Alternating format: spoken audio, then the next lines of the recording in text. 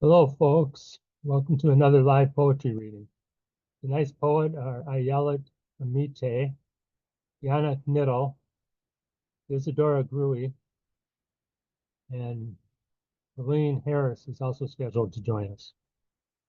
As usual, I'll start off reading a couple of my poems.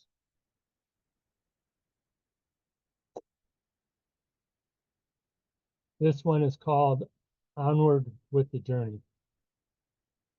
The question was asked, who does alpha, let me start over. The question was asked, what does alpha-synuclein have to do with me? I thought protein was good, but I guess not all. Apparently it clumps. Still, I know a tree is a tree, and I can walk toward it, although somewhat slowly, to enjoy its shade. In a dream, field walking, I spied my off time, gazing down like sunshine. Sunshine happy to see I wasn't wearing a hat, nor sunscreen. Later, same dream, I walk arm in arm with my neurotransmitters, walking down Robert Frost's path, gloating how the battle would be won. I woke up the next morning, wondering who kicked the blankets off my bed and why my hand felt as if it hit a wall.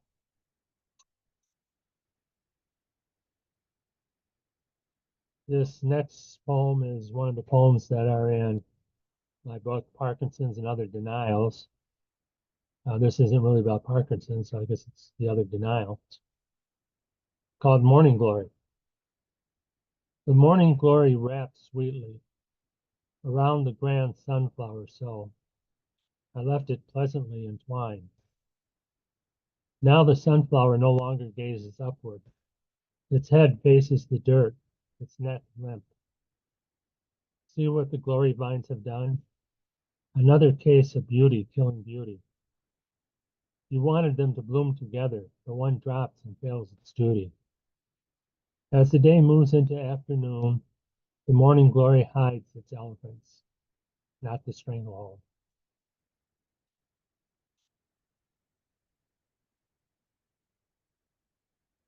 Our first poet tonight is Ayelet Amite. Ayelet is a poet and psychiatric nurse practitioner in Oregon. Her first book, The Eating Knife, is out from Fernwood Press. Her chapbook, Therapy Room, won second place in the 2024 International 3-Day Chapbook Competition. Her poems appear in Golf Course, Pleiades, Rattle, and others. Take it away, Ayelet. Thanks, Ron, and thank you and Valerie for hosting me as part of the reading. I really appreciate the opportunity to read with you. I'm going to start my timer so I do not go over. Hold on. All right. So I'm going to be reading mostly from my new book of poems, which is called The Eating Knife. This is a book that looks at the story of Abraham and Isaac on Mount Moriah, which is in Hebrew called the Akedah, as a metaphor for my own family history and how to talk about trauma. The book is sort of trying to figure out how do you tell an impossible story and what does the formal and metaphorical possibility of poetry have to offer that process. So I'll read a number of poems from this book and then a couple of new poems from a book I'm working on now, which is about therapy. I am myself a provider of therapy and a consumer of therapy. So thinking about that, what that is and how to talk about that is the next book, but first from this one. All right. So the first poem is called Mbop Was Released. And Mbop is a song by Hanson from the 1990s. So some of you may be too young to know that song, but look it up. It's really good. So this is called Mbop Was Released. In 1997, the year my father was deported, his beard uncombed as starlight, his crime couldn't sing without a tongue. That spring without him, the Hanson brothers lilting bop sunshine, the flowers growing or not growing under the bleachers of the high school, bop I walked home alone in fear of anyone who'd see the murderer in me. In the song's parlay, mbop is pop for the unsayable, but cheerfully, the reverse of a black hole or of my father with his back to me. Can you tell me? The next poem is called Self-Portrait as Isaac. So one of the mechanisms the book uses is persona poetry, and I write from the perspective of the different uh, characters or players in that story, and this is from Isaac's perspective. I was a youth, yearling, black bristling my lip.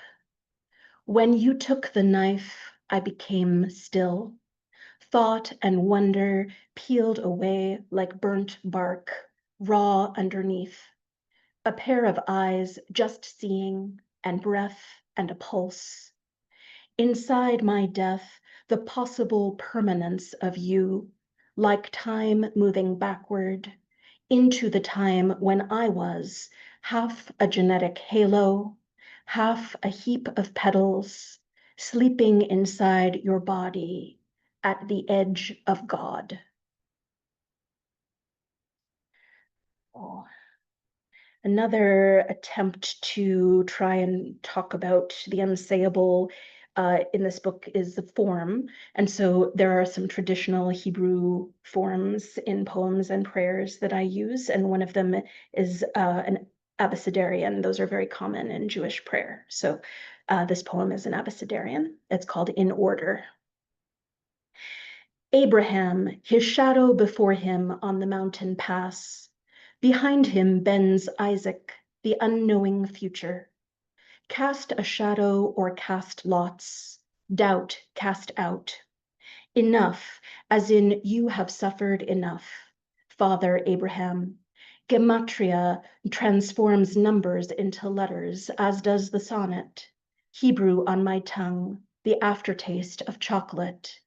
In Hebrew, the Bible is written in future perfect, just an endlessly mutable future that makes up our past.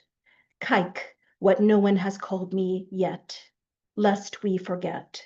Mind, as in I will not now. Or will I bend as the reeds bend to wind? Perfect, as in flawless. Question, where do I go when I've lost my roots? Roots, as in what feeds the tree. Silver losses, accretion of mercury in the saddle of a dream. Tomorrow, until nothing is left. Vacancy. Will sacrifice, not would sacrifice, not would. X is an I crossed out. You will, I will, he will, they will. Zealot is another word for believing without question. And I'll read one more from the book. So another thing the book is trying to figure out is how to talk about death. So this incredible cover, sorry, I don't know how to do space. This incredible cover is by a Cuban printmaker named Belkis Ayon. She's an incredible artist, and I would highly recommend everybody look for her online. And she makes art about a sect in Cuba that forbids women to be a part of it. So she took that forbidden knowledge and just exploded it by turning it into art and letting everybody see it. And then she died. She committed suicide. So the book is also trying to evoke her or call her in.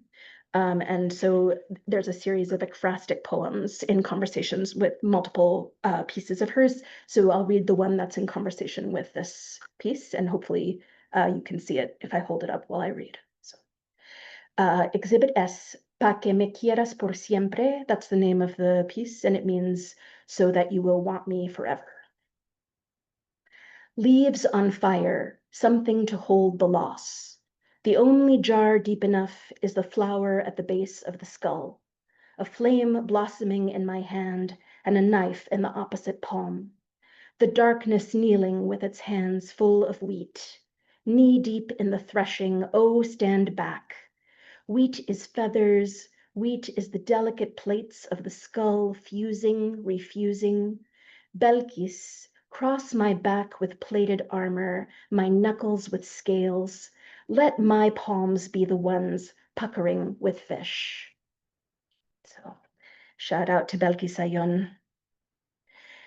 Okay, I think I have 3 minutes, so I'm going to read a couple of new poems about therapy and about God.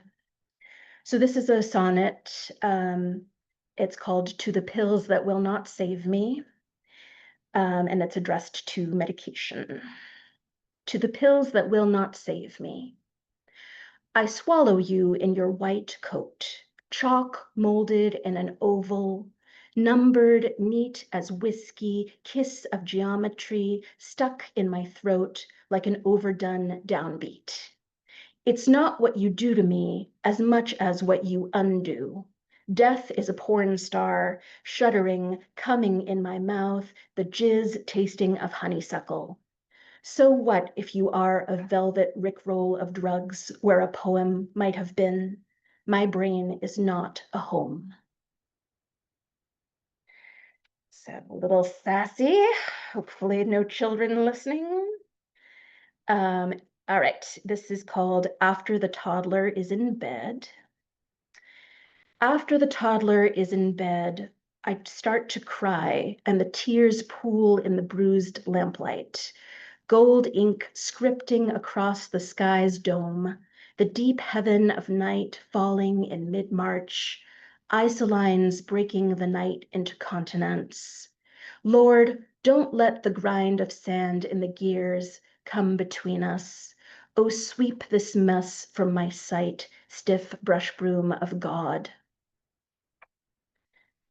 And then I'd like to read one more poem, which is new. So I was just at a really great conference for Jewish poets called Yetzirah, and they had us do a bunch of writing. And I wrote this kind of wacky poem in response to Howl by Allen Ginsberg. So we'll end with a little wacky. Doesn't have a title.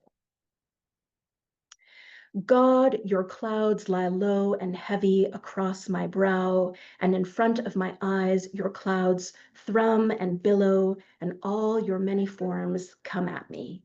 God, come at me. God, you're a boxer in the ring, and I'm sweating on a stool in the opposite corner.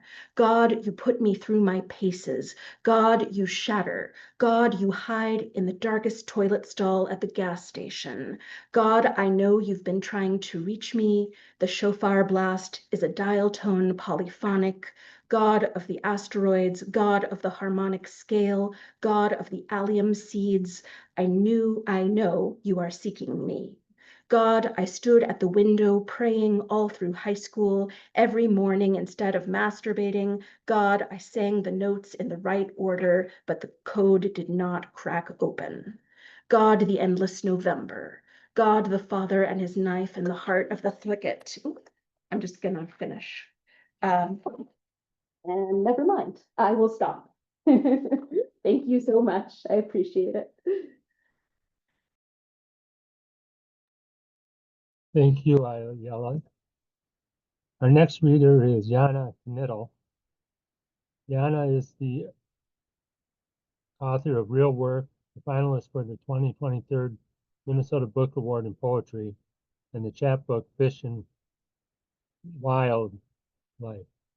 In addition to several journals, Yana also has published poems in the following anthologies: Blue, a Humana Obscura anthology, The Experiment Will Not Be Bound, Broad Wings, Long Legs, a Rookery of Huron poems, and Waters Deep, a Great Lakes anthology.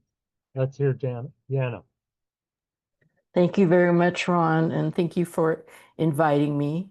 And I can't see the audience, so I'm just going to thank the thousands of you out there that I'm sure are out there.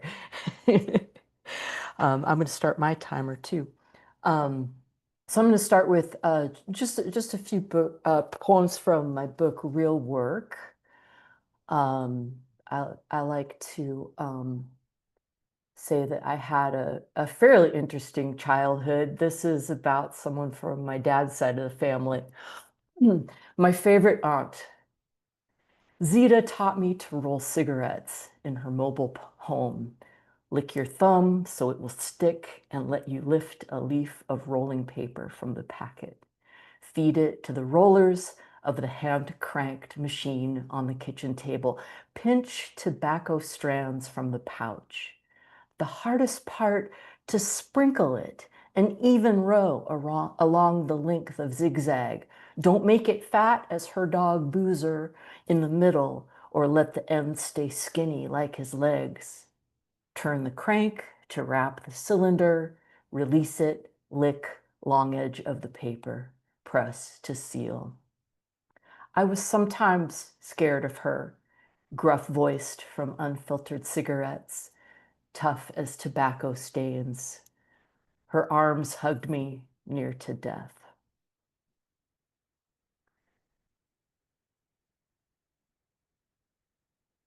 I'll start this one without an introduction.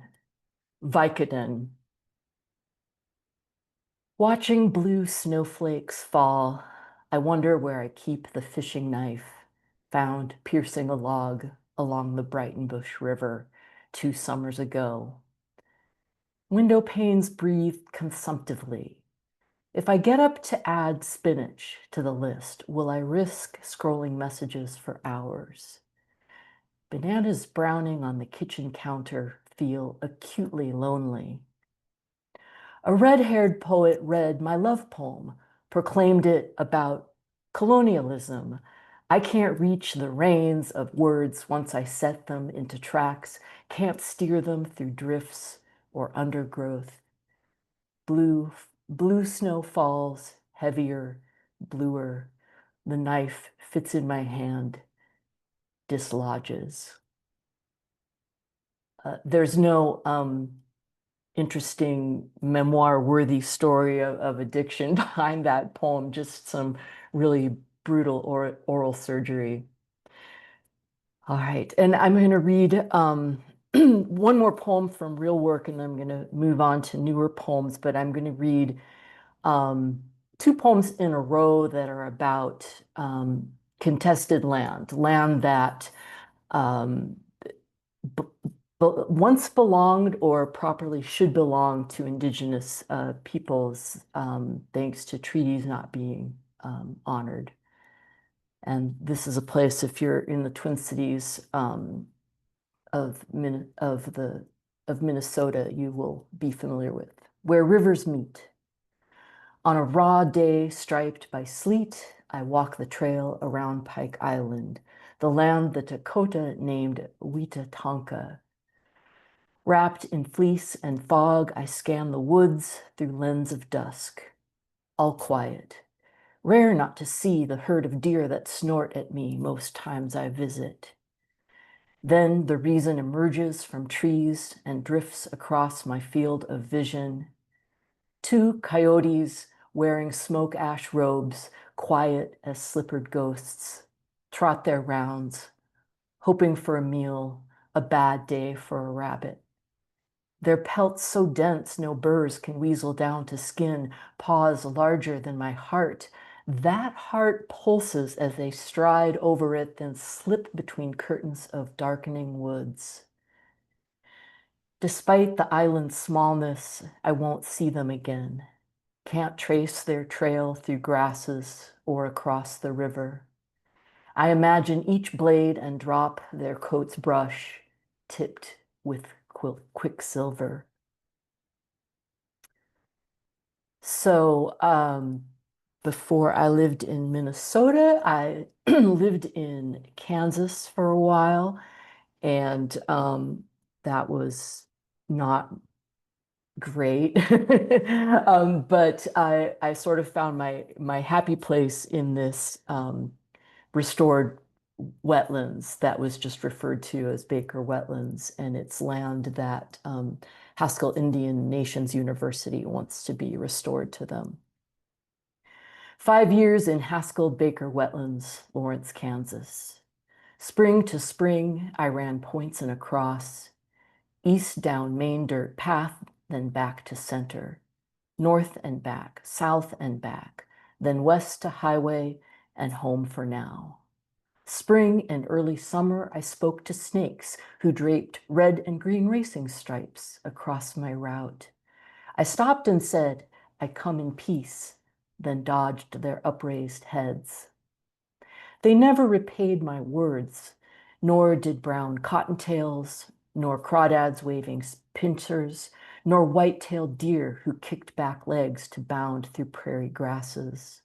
Only the bobcat I witnessed for a twilight moment before it turned back into its shadow said over its shoulder, "This is not your path." So that last one is from the new collection I'm working on, appearing somewhere someday with any luck. It's still a manuscript in progress.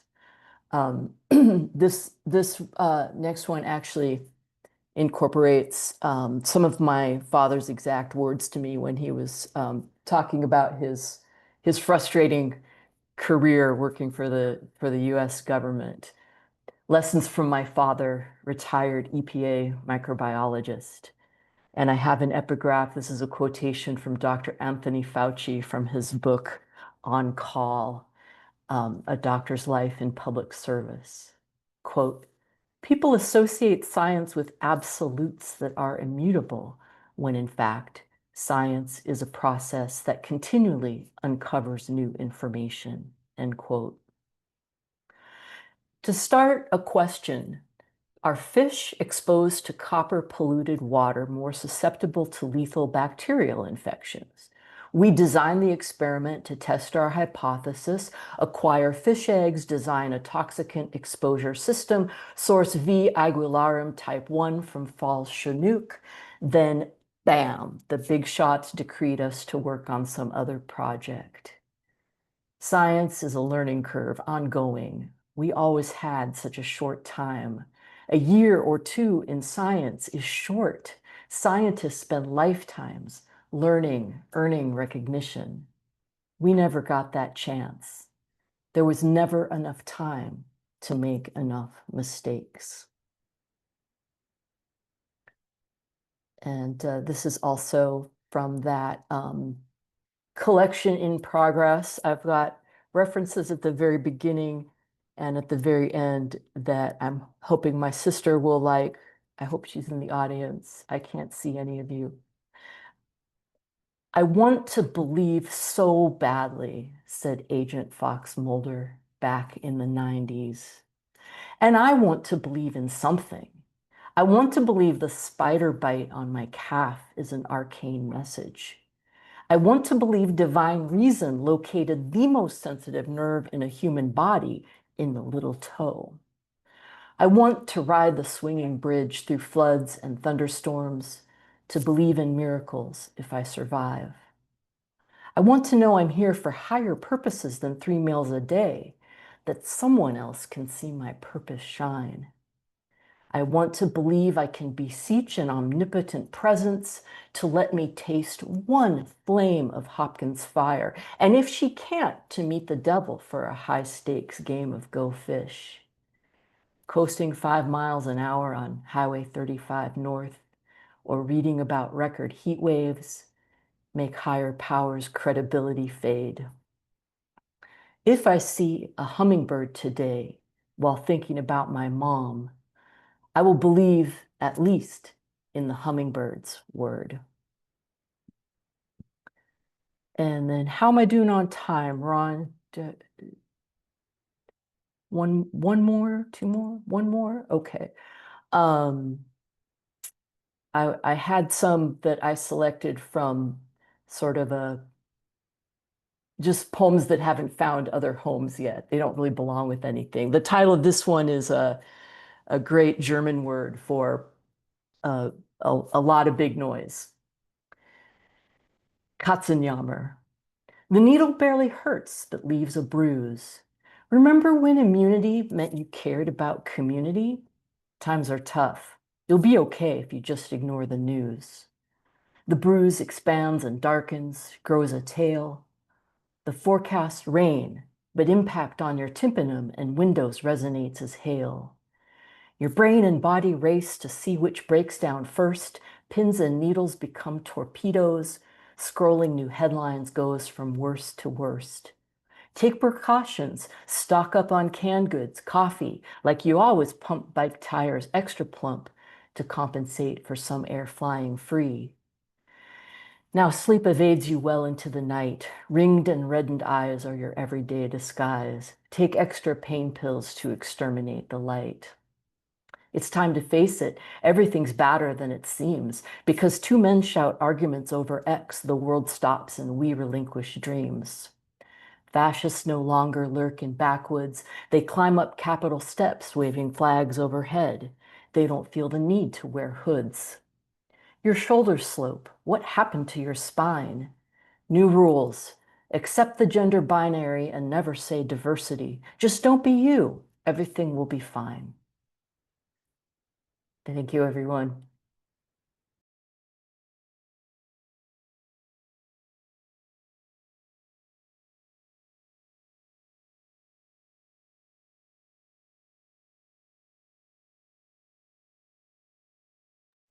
Okay, Ron may be having some issues, so I'm going to go ahead and pass things over to Isadora. Well, I apologize, I don't have your bio in front of me, but I'll just have you kind of introduce yourself and take it away. Luckily, I know myself. So you do, yes, that's awesome. Absolutely. Hey, everybody and anybody out there. My name is Izzy or Isadora Gruey. I am a poet. I have published books. I'm also a writer, photographer, artist, and just a general human that exists in Minnesota. My work, I have published a book called The Lady's Guide to the Apocalypse, and I know that we'll put a link in the chat for anybody who would care to take a look at that. I'll do a quick plug. There we go. Spacing. There we go. It would be painful if I just held it like this, but I'm not going to. So we live in a complicated world, everybody. Everything seems to be half battle cry, half lullaby. And really, when you think about it, that's the perfect intersection for poetry. So, for tonight's reading, I have put together a set which explores that delicious tension between the nostalgia we have for a future that we're worried does not exist. And I will say, I will not give a preamble before each piece. I will let you know the title, and then I'm just going to read. So, Lullaby for Opportunistic Omnivores. 8 a.m., and the kitchen floor is cold. The scent of pine still strong from yesterday's mopping. And it reminds me of a documentary I watched about a chemical company that made cleaning products. They dumped waste in a neighboring field and contaminated the water. It went unnoticed for 30 years while cancer clusters formed and organs failed. 47 kidney transplants within a 10-mile radius. And even after the company paid out pennies to the dollar for every body part they poisoned, the townsfolk still used their products. When asked why, one woman looked to the camera and with a sparkle in her eye, she said, "Well, why wouldn't I? They're made in my hometown." And that reminds me of being 14 and heartbroken sick about the seagulls who lived in the strip mall parking lot. They perched atop light poles and swooped over potholes as if they were flying over open water. I imagined they had got lost, and being so far from shore, they gave up, making do outside of J.C. Penney's. I imagined they would eat stale popcorn from the movie theater dumpster until their bellies burst open and they dropped from the sky into puddles laced silky with motor oil. They would miss out on a whole life of gliding over white-capped waves and plucking fresh fish from the water. And they would never have the chance to chase tourists or snatch fried dough from the fist of a toddler who was left unattended by the shore. And that reminds me how a few years back, I did a Google search about seagulls living in parking lots, and I found out they are opportunistic omnivores, which means they're perfectly happy anywhere as long as there's a lot of trash and open space. Green swell. There was a time, full stop. There was a time, and now there isn't. Now it's peach fuzz and cherry cola, summer's green swell snuffing out the afternoon, heaving leaves wide open, pushing beetles from bark. Clouds churn on the horizon, making themselves tall and bubbly, edges gleaming, underbellies dark. Maybe later they'll make heat lightning. One sound that I have never squared with is wind chimes singing calmly against stormy skies. We never know what falls from one moment to the next, or what monuments the wasps might build from their gassed nests. Maybe a tornado will drop from the night sky, worming its way across farm fields, swallowing clumps of land and manure, spitting out grass like bullets. Maybe it will grow so big it won't recognize the sound it makes when it lifts off roofs and kicks over tractor trailers. Maybe it will get so big there is no concern for the transformers sparking in its wake, no need for air sirens to announce its arrival.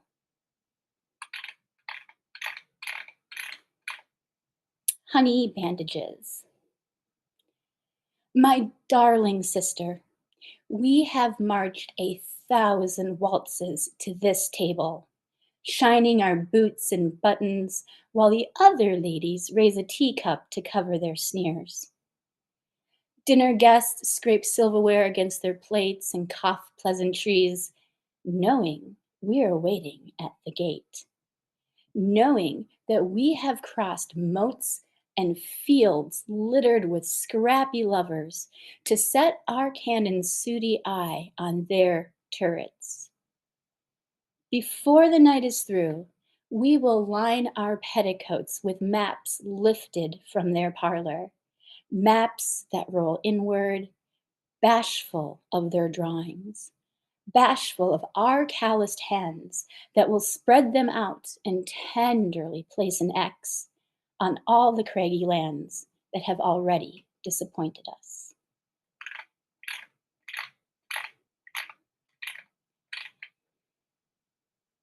Expectations for civilian space travel.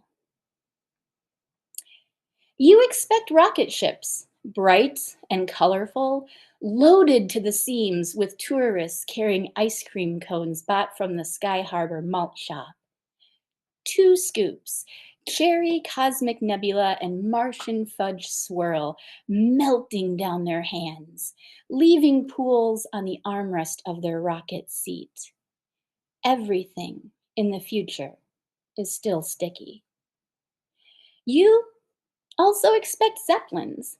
You can't explain this except that in your mind, a future with space resorts on Venus also has zeppelin tours over New York City. And in the zeppelins, pony rides. You want to ride a pony while hovering above Times Square in a hydrogen-powered aircraft because, and this is very important, you'll need good reason to stay Earthside. You also expect Sunday brunch on the patio, watching booster jets smudge and scribble the sky, the roar of engines so loud You forget the small sound a bird makes when it returns to an empty nest. Friends will clink their fluted glasses, pretend their Prosecco doesn't taste like rocket fuel. Pretend this isn't mass exodus.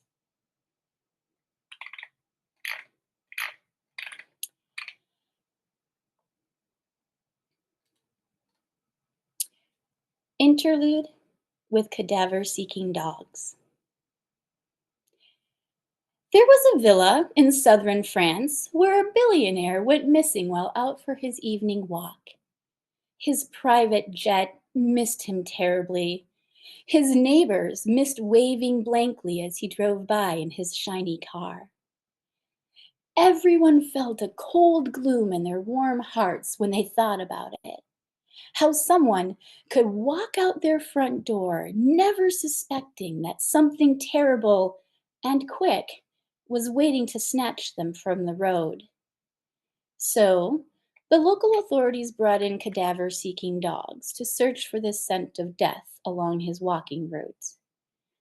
When they found nothing, the search was expanded. The swarming, silky puppy dog pack swept through the whole town, bellies dragging across every footpath, wet noses twitching over every gutter, every flower pot, every loose coin left on the sidewalk. Their commands were simple. Bark 3 times if you smell a dead body. Bark twice if you want a treat. One bark was considered normal dog behavior and was not noted as a finding. It was serious business. When the pack waggled through the park or a crowded cafe, everyone paused and watched in silence, hearts racing with the possibility of hearing the 3 bark alarm. A week went by. The dogs were diligent and quiet until one afternoon in the market square, the small beagle with a scar on his left ear stopped firmly at the foot of a woman selling tomatoes, bit her heel, and barked 3 times. The other pack members wagged their tails and added to the chorus, and the police brought her in for questioning, but released her when they discovered she had just arrived in town that day. The dogs stayed 1 more week, and the only time they ever gave the death cry was on subsequent visits to the market when they encountered the same woman. And though the pack left town and went on to other adventures, the woman was deeply shaken by their reaction to her. She went to every medical specialist she could think of, asking for any test they had: scans for cancers, blood work for bacterias, brain mapping for aneurysms. Years later, she still woke suddenly from her sleep, hearing that horrible woof, woof, woofing. And she'd check her pulse, and she'd place a hand over her beating heart and tell herself, I'm alive. I'm alive. I'm alive. Thank you. That is all I have for you.